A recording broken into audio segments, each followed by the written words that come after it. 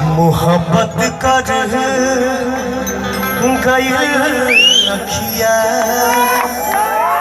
न धड़कन के खबर लागल ही रूपवा के असर ना हो।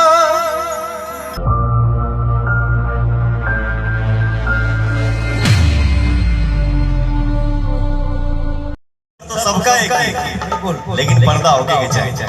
अच्छा हाँ मैं वो निवेदन करना चाहता हूँ। बोलिए ना।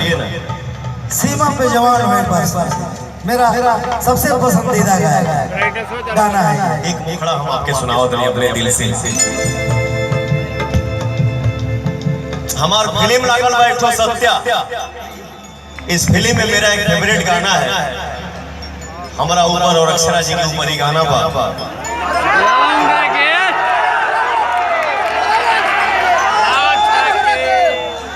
कहाँ बड़ी धनिया बोला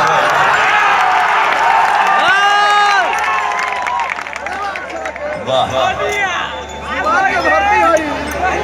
बिना हीरो के हीरोइन बिना हीरोइन के हीरो अधूरे न रही। हम एक भाव गौले बानी मोहब्बत कर गई अखिया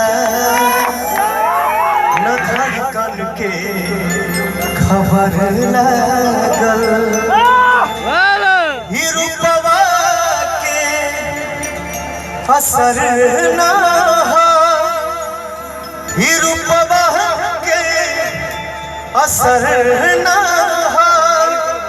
प्रीतिया कर गई पागल मोहब्बत कर गई अखिया न धड़कन के खबर लागल।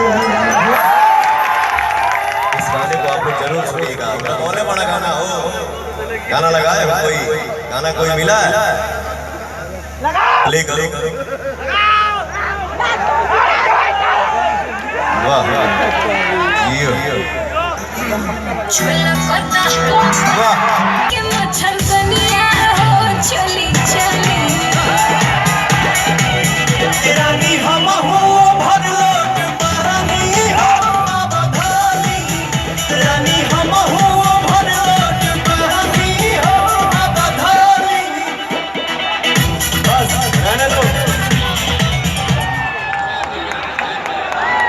चलिए भैया नमस्ते प्रणाम गुड नाइट।